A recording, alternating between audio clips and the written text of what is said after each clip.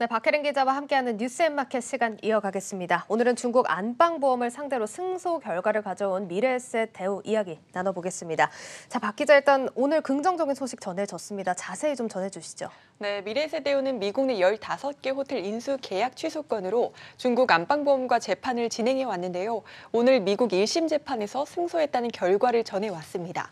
1심 재판부인 미국 델라웨어주 형평법원은 안방보험에게 미래에셋대우의 5억 8천만 달러의 계약금과 이자, 368만 5천 달러의 거래 비용과 소송 비용 등을 지급하라고 판결했다고 밝힌 겁니다.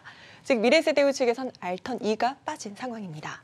네, 계약금부터 소송 비용까지 지급해라. 미래에셋 측에 상당히 긍정적인 결과가 전해졌는데요. 이런 소식이 오늘 주가도 크게 반영을 해줬죠. 그렇습니다. 이 소식이 전해지면서 주가는 6.5% 상승 마감했고요.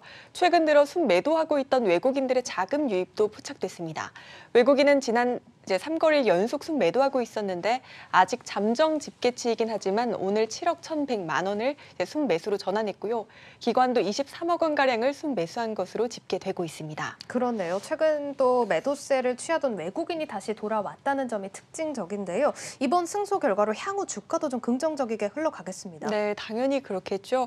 일단 계약금을 돌려받잖아요. 단순 계산해보면요. 이게 약 7조 원짜리 딜이었는데요. 미래에셋대우와 생명, 운용 캐피탈에서 각각 일정 비율을 부담해서 2조 6천억 원을 만들고 나머지는 대출로 감당을 하려고 했었거든요. 미래에셋대우가 1조 8천억 원, 생명이 5천억 원, 운용이 2천억 원, 캐피탈이 1천억 원으로 각각 대략적으로 계산을 하면 70%, 19%, 7%, 4% 수준이 됩니다. 7,100억 원 수준의 계약금도 이 비율로 지급했다고 하는데요. 미래에셋대우는 약 5천억 원, 미래에셋생명은 1,350억 원, 운용과 캐피탈이 각각 497억 원, 284억 원 정도 됩니다. 지난 3분기 계약을 체결하면서 나갔던 비용이 다시 환입되게 되니까 이게 반영되는 시점에 뭉칫돈이 들어오게 되는 겁니다.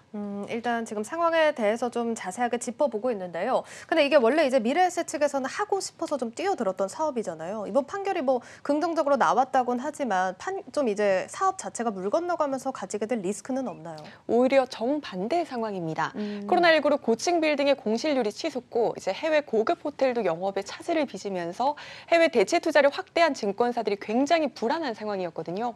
지난 9월 말 한국은행은 해외 상업용 부동산 가격이 글로벌 금융 위기 수준으로 하락할 경우 유동성이 반토막 날 것이라고 우려하기도 했었고요. 이 때문에 시장에선 이번 딜이 결국에 성사되지 않은 걸 두고 박현주 회장이 불발을 막았다라고 표현하기까지도 했습니다. 자칫하면 리스크 우려로 번질 수 있었던 딜 자체도 없었던 일이 될 뿐더러 손해 없이 돈을 돌려받게 된 겁니다. 네, 상황을 들어보니까 오히려 불발이 돼서 다행이다라는 생각이 드는데요. 지금 시점에서 궁금한 게 이제 안방보험의 항소 가능성도 있는 상황이고 계약금을 안 주려고 시간을 끈다거나 이런 변수들은 없습니까? 네, 업계에 따르면 2심이 열리더라도 1심의 결과가 뒤집어지는 경우는 거의 없다고 합니다. 약 한 달 내에 마무리될 정도로 간단하게 진행된다고 하기도 하고요. 또 계약금 약 7,100억 원 정도는 안방보험 측에 넘어간 게 아니라 뱅크 오브 아메리카의 계좌에 예치되어 있는 상황이기 때문에 큰 문제는 없을 거라고 보여지고요. 안방보험 측으로부터 나와야 하는 돈은 이 재반 비용 약 40억 원 정도인데요.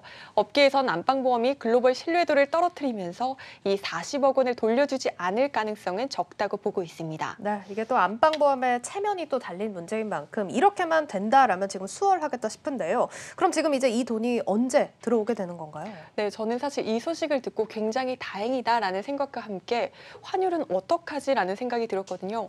최근에 환율이 굉장히 많이 떨어졌잖아요. 네. 제가 지금 한화로 말씀을 드리고 있는데 이게 미래에셋대우 측에서 산정하는 금액이고요. 4월 29일 소송 제기를 확인한 날이 환율이거든요. 현재는 이제 원달러 환율이 110원 이상 내려간 상태고요. 네. 돈이 언제 들어올지에 따라 다르겠지만 지금과 같이 원화 강세, 달러와 약세가 지속되면 환차손은 불가피할 것으로 보입니다. 그렇다면 이 돈이 언제 들어올 것이냐가 중요할 텐데요. 일단 올해까지는 어려울 것이라고 보고 있고요. 2심이 진행된다 하더라도 한 달 이내에 끝나고 계약금을 돌려받는 일도 위에 말씀드렸던 것처럼 수월하게 진행이 된다면 업계에선 내년 1분기 내로는 환입되지 않을까라고 관측하고 있습니다. 일단 국제 소송이었던 만큼 환율이 또 변수가 될 수가 있겠습니다. 일단 뭐 내년으로 넘어가서 2분기까지 들어온다라고 가정을 하면 실적에도 좀 굉장히 좋을 것 같은 좀 예상이 되고 있는데요. 사실 이번 사안을 배제하더라도 미래에셋대우 흐름이 굉장히 좋지 않았습니까? 네, 맞습니다. 미래에셋대우는 증권업종 대장주였잖아요. 올해 코로나19로 증시가 고꾸라졌다 그 반전에서 최근엔 강세장이 연출되고 있기도 하고요. 증권업종의 실적도 대부분 역대 최대 실적을 경신하기도 했는데요. 코로나19 1차 팬데믹 당시 증시가 가장 많이 빠졌던 3월 19일 이후 자료를 정리해봤는데요. 증권업종을 한데 모은 KLX 증권업 지수를 보면 수익률이 100%가 넘습니다. 미래에셋대우는 어떨까요? 이날 3,600원이 종가였는데요. 오늘은 10,000원을 넘겼죠. 네. 180% 넘게 상승한 겁니다. 상승세가 지금 무섭게 나오고 있습니다. 뭐 증권업종 전반이 최근 들어서 잘 가고 있다고는 하지만 유독 이 미래에셋대우가 더 잘 가고 있는 것 같은데 특별한 이유가 있나요? 네, 말씀드렸듯 증시가 너무 좋았고요. 거래 대금이 증가하면서 위탁 매매료 수수료도 늘었고 자사주 매입 효과도 있었습니다. 3분기까지 누적 영업이익은 8,200억 원인데요. 지난 한 해 동안 달성한 금액이 7,280억 원이었는데 이미 이를 초과한 신장세를 보여주고 있는 겁니다. 증권업계에선 현재 주가가 아직도 저평가됐다고 보고 있습니다. PBR 즉 주가 순 자산 비율로 봤을 때 1 이하인 경우는 주가가 기업 가치를 대변하지 못한다고 보거든요. 현재 PBR이 0.71배로 예상 수익성 대비 저평가됐다고 보고 있고요. 네. 대신증권은 한국은 내수를 선점한 기업이 해외에서도 두각을 나타내는데 증권사들의 브로커리지 수수료 수익에서 해외 주식이 차지하는 비중은 매년 늘고 있으며 미래에셋대우는 30% 육박할 정도로 이 비중이 가장 높다고 말하기도 했습니다. 즉 해외 주식 경쟁력에서 미래에셋대우의 경쟁력이 가장 유망하다는 설명입니다. 네, 일단 저평가를 받고 있고 전망도 굉장히 긍정적으로 나오고 있습니다. 이렇게 미래에셋대우 긍정적인 판결 소식과 함께 업계 전반에 대한 상황까지 짧게 짚어봤습니다.